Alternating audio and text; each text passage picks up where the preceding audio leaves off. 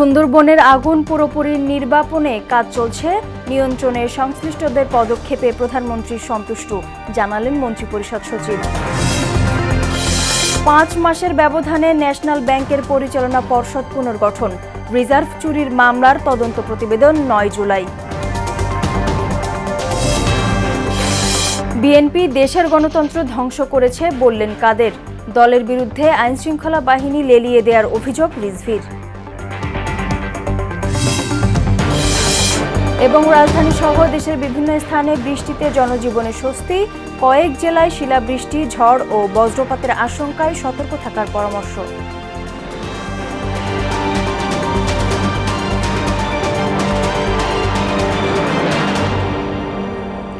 আসসালামু আলাইকুম, সবাইকে মোহনা সংবাদে স্বাগত। শুনছিলেন শিরোনাম, সঙ্গে আছি নাদিয়া নাহিদ। এবার বিস্তারিত। সুন্দরবনের চাঁদপাই রেঞ্জে লাগা আগুন পুরোপুরি নির্বাপনে কাজ চলছে।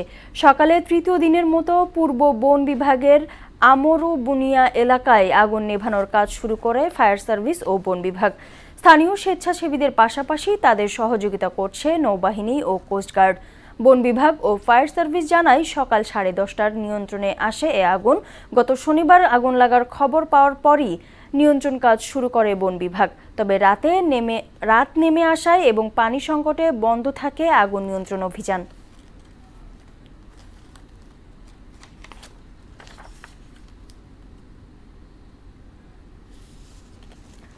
সুন্দরবনে আগুন নিয়ন্ত্রণ চেষ্টায় যে পদক্ষেপ নেওয়া হয়েছে তাতে সন্তোষ জানিয়েছেন প্রধানমন্ত্রী শেখ হাসিনা। নিজ কার্যালয়ে মন্ত্রিপরিষদ বৈঠকে তিনি কথা বলেন। সভা শেষে সচিবালয়ে এক সংবাদ সম্মেলনে সাংবাদিকদের ব্রিফ করেন মন্ত্রিপরিষদ সচিব মাহবুব হোসেন। তিনি বলেন, বৈঠকে প্রধানমন্ত্রীর কাছে সুন্দরবনের সবশেষ পরিস্থিতি তুলে ধরেন স্বরাষ্ট্রমন্ত্রী। বিষয়টি আরও কয়েকদিন পর্যবেক্ষণে রাখার তাগিদ দিয়ে ভবিষ্যতে যাতে এ ধরনের পরিস্থিতি সৃষ্টি না হয় সেদিকে নজর রাখতে বলেছেন প্রধানমন্ত্রী শেখ হাসিনা। বৈঠকে বাংলাদেশ ও উজবেকিস্তানের মধ্যে সরাসরি বিমান চলাচল শুরুতে একটি চুক্তির খসড়া অনুমোদন দেওয়া হয়েছে বলেও জানান মন্ত্রিপরিষদ সচিব। সর্বশেষ পরিস্থিতি উনি যেটা জানিয়েছেন যে আগুন নিয়ন্ত্রণে আছে, আগুন 100% নিভে গেছে এরকমভাবে না, নিয়ন্ত্রণে আছে, মানে এখন কন্ট্রোল করা গেছে, কোঅর্ডিনেশন করা গেছে। ওরা আগামী কয়েকদিন এটা অবজারভেশন রাখবেন। তো বনের আগুন নিভানোর ক্ষেত্রে আপনার সাথে সাথে ডিক্লেয়ার করা যায় না। উনি অবৈধ উনি সন্তোষ প্রকাশ করেছেন যে কার্যক্রম। জাতীয় বিশ্ববিদ্যালয় আওতাধীন প্রতিষ্ঠানগুলোকে শিক্ষার মান নিশ্চিতে কর্তৃপক্ষকে তত্ত্বাবধান জোরদারের নির্দেশ দিয়েছে রাষ্ট্রপতি মোহাম্মদ শাহাবুদ্দিন। দুপুরে জাতীয় বিশ্ববিদ্যালয়ের উপাচার্য অধ্যাপক ডক্টর মোহাম্মদ মশিউর রহমানের নেতৃত্বে একটি প্রতিনিধি দলের সৌজন্যে সাক্ষাতে এমন নির্দেশনা দেন রাষ্ট্রপতি। শিক্ষার্থীরা যাতে ডিগ্রি অর্জন করে জাতীয় ও আন্তর্জাতিক অঙ্গনে নিজেদের প্রতিষ্ঠিত করতে পারে সেজন্য প্রাতিষ্ঠানিক শিক্ষার পাশাপাশি সহশিক্ষা কার্যক্রম বাড়ানোর জোর দেন রাষ্ট্রপ্রধান। রোহিঙ্গা গণহত্যা মামলায় সহযোগিতা করতে ওআইসিভুক্ত দেশের প্রতি আহ্বান জানিয়েছেন পররাষ্ট্রমন্ত্রী হাসান মাহমুদ। রোহিঙ্গা গণহত্যার বিচারের দাবিতে আন্তর্জাতিক বিচার আদালতে গাম্বিয়ার করা মামলায় আইনি ও আর্থিক সহযোগিতার আহ্বান জানান তিনি।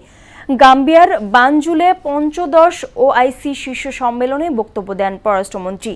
মিয়ানমারের আরাকান রাজ্যে রোহিঙ্গাদের আইনি অধিকার প্রতিষ্ঠায় আন্তর্জাতিক বিচার আদালতে মামলা করায় গাম্বিয়াকে ধন্যবাদ জানান তিনি।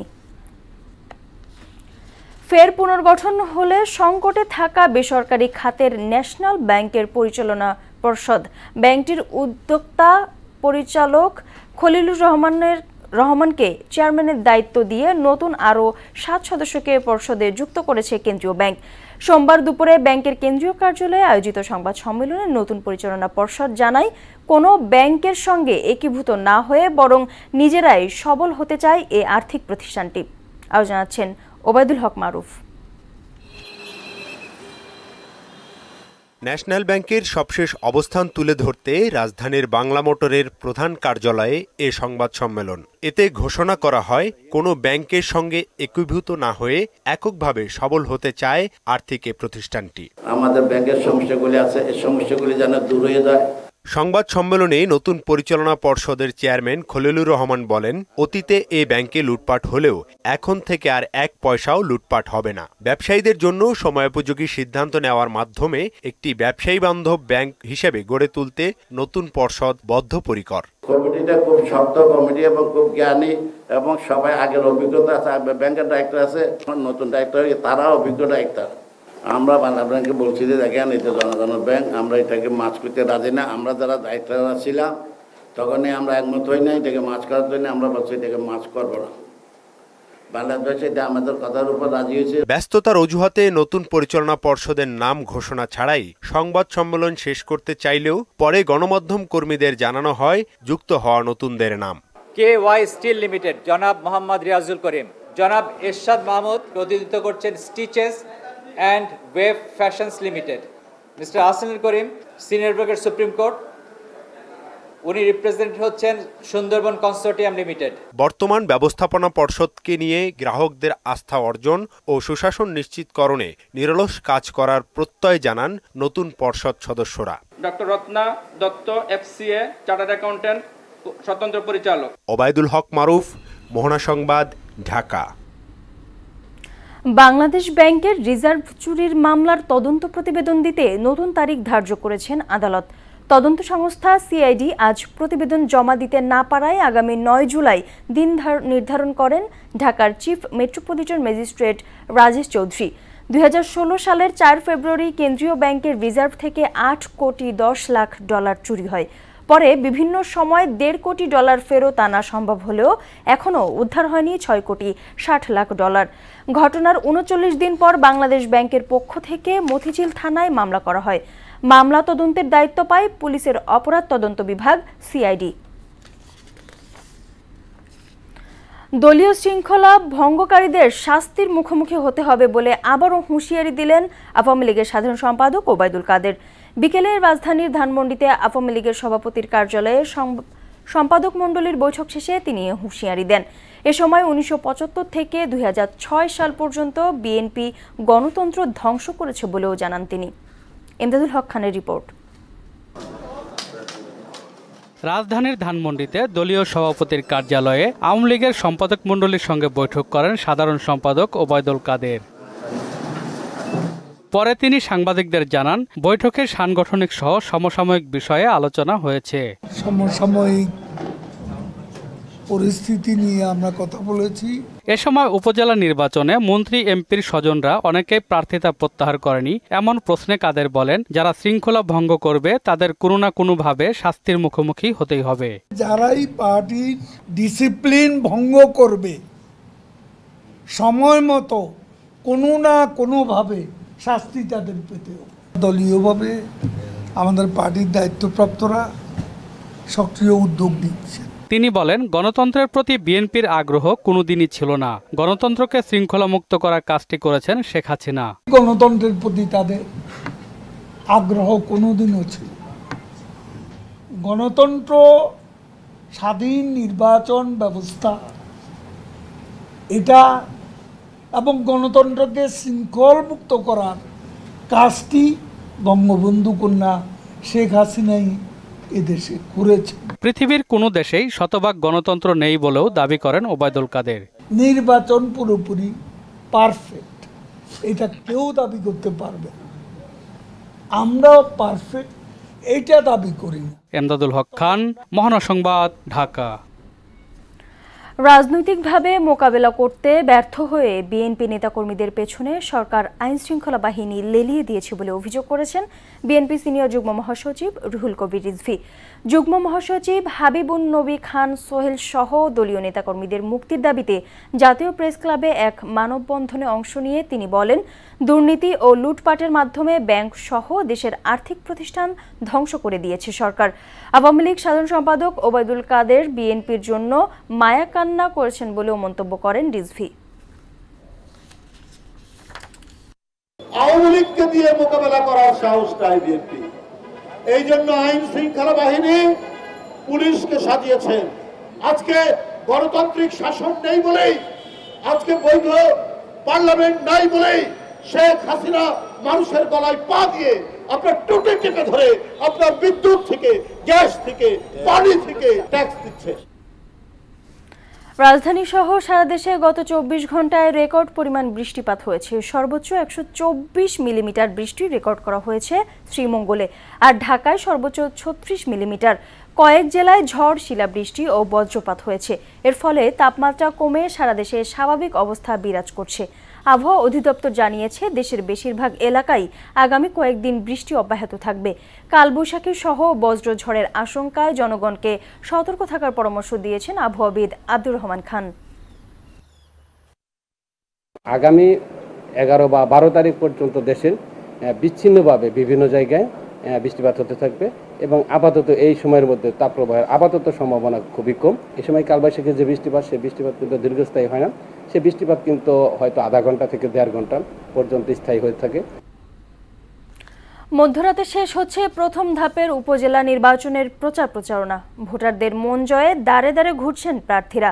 নির্বাচন সুষ্ঠু করতে সার্বিক প্রস্তুতি সম্পন্ন করেছেন কমিশন। প্রতিনিধিদের তথ্যে তানজিদ ভুঁইয়ার রিপোর্ট। মৌলভীবাজার জেলার 3 উপজেলায় জমে উঠেছে নির্বাচনী প্রচারণা।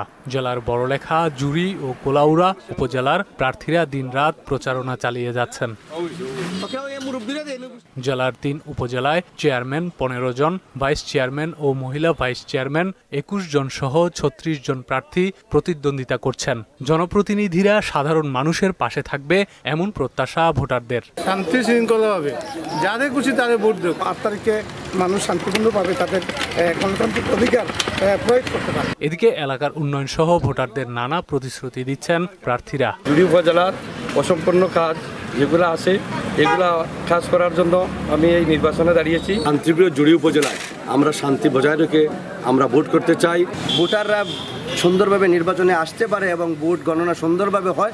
আমরা হাতে হাত মিলিয়ে এই বাংলাদেশকে সুন্দর করব। এদিকে ভোটারদের উপস্থিতির জন্য নির্বাচন কমিশন থেকে সচেতনতামূলক প্রচারণা সহ নানা ব্যবস্থা নেওয়া হয়েছে। জেলা প্রশাসন, পুলিশ প্রশাসন এবং নির্বাচন অফিস আমরা প্রস্তুত রয়েছি এবং জেলার সকল পর্যায়ের যারা কর্মকর্তা রয়েছে তাদের সার্বিক সহযোগিতায় উপজেলা নির্বাচনে যেন নির্বিঘ্নে ভোট দিতে পারেন সে ব্যবস্থা নেয়ার দাবি জানিয়েছেন সাধারণ ভোটাররা। এর ভয়ে যেমন ভোট দিতে পারি, পরিবেশে তো ভালো থাকে। শিক্ষক আমার ভোট আমি দেই।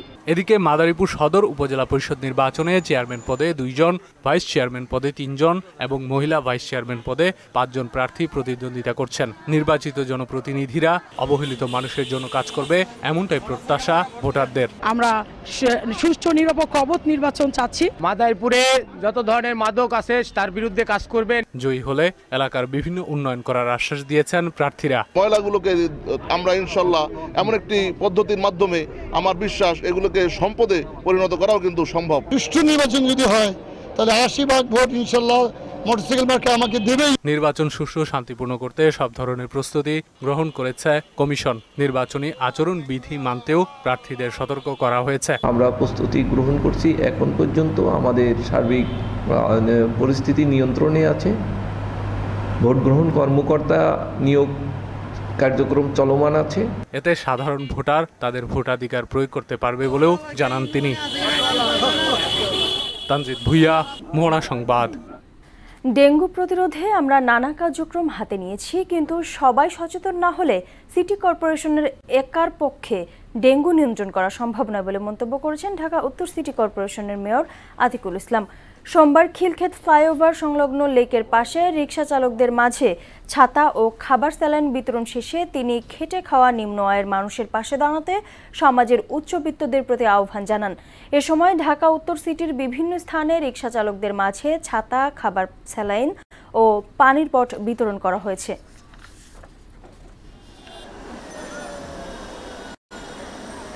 ড্রোনের মাধ্যমে আমরা কিন্তু বিভিন্ন বাসার ছাদের মধ্যে কোথাও কোথাও পানি জমে আছে ওটি কিন্তু দেখছি। অনেকে বলছে ড্রোন দিয়ে মশা মারছে। আমি কিন্তু ড্রোন দিয়ে মশা মারছি না, আমি ড্রোন দিয়ে দেখছি যে ছাদের উপরে কোথায় লার্ভা জমে আছে। এই মুহূর্তে আমাদের গতকাল বৃষ্টি, আজকে রৌদ্র, এটি একটি ভালো ক্ষেত্র, এটি মশার। টাঙ্গাইলের শাড়ির জিআই সত্ত্ব রক্ষায় আইনি লড়াই করতে আইনজীবী নিয়োগ দিয়েছে বাংলাদেশ সরকার। মাসন অ্যান্ড অ্যাসোসিয়েট ল ফার্মটি ভারতের আদালতে মামলা পরিচালনা করবে। শিল্প মন্ত্রণালয় থেকে বিচারপতি মোহাম্মদ খুরশিদ আলম সরকারের নেতৃত্বাধীন হাইকোর্ট বেঞ্চে লিখিতভাবে এই তথ্য জানানো হয়েছে।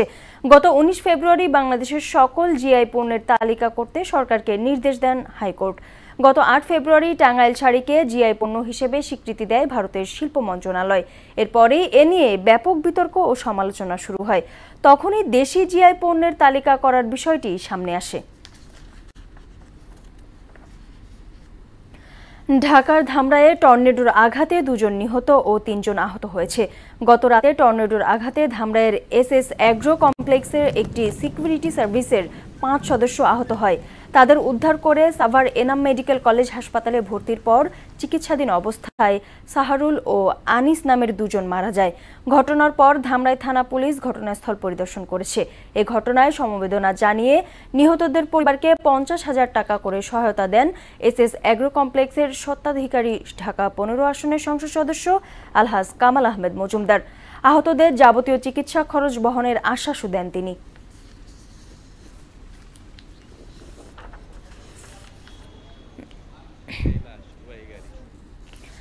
দেশের তরুণদের কাছে সুস্থ বিনোদনের লক্ষ্যে স্পিড ব্যাপক কার্যক্রম হাতে নিয়েছে বলে জানালেন Akij food and beverage head of marketing Maidul Islam. বলেন, তরুণ ভোক্তাদের জন্য স্পিডের পক্ষ থেকে ভবিষ্যতেও বিভিন্ন কার্যক্রম পরিচালনা করা হবে।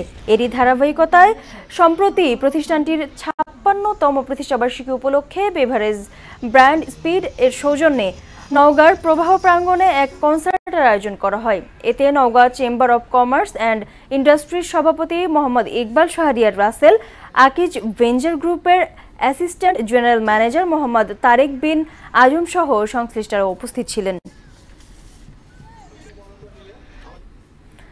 আবাসন খাতের মানুষের সুযোগ সুবিধার কথা মাথায় রেখে কম দামে কিস্তিতে প্লট ক্রয়ের সুযোগ করে দিয়েছে ভাইয়া হাউজিং গ্রুপ।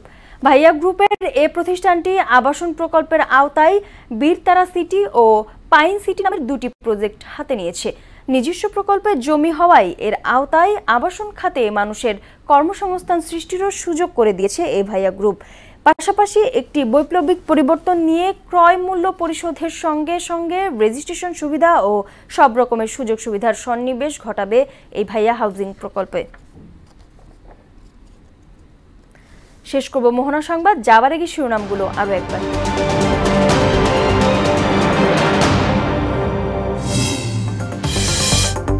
সুন্দরবনের আগুন পুরোপুরি নির্বাপনে কাজ চলছে, নিয়ন্ত্রণে সংশ্লিষ্টদের পদক্ষেপে প্রধানমন্ত্রী সন্তুষ্ট, জানালেন মন্ত্রিপরিষদ সচিব। 5 মাসের ব্যবধানে ন্যাশনাল ব্যাংকের পরিচালনা পর্ষদ পুনর্গঠন, রিজার্ভ চুরির মামলার তদন্ত প্রতিবেদন 9 জুলাই। বিএনপি দেশের গণতন্ত্র ধ্বংস করেছে বললেন কাদের, দলের বিরুদ্ধে আইনশৃঙ্খলা বাহিনী লেলিয়ে দেওয়ার অভিযোগ রিজভির। এবং রাজধানী সহ দেশের বিভিন্ন স্থানে বৃষ্টিতে জনজীবনের স্বস্তি, কয়েক জেলায় শিলাবৃষ্টি, ঝড় ও বজ্রপাতের আশঙ্কায় সতর্ক থাকার পরামর্শ। এই ছিল মোহনা সংবাদে। পরবর্তী সংবাদ রাত 12টায়। এছাড়া মোহনার সবশেষ খবর জানতে ভিজিট করুন www.mohana.tv। সংবাদ দেখতে পারেন ফেসবুক ও ইউটিউব। এতক্ষণ সঙ্গে থাকার জন্য সবাইকে ধন্যবাদ।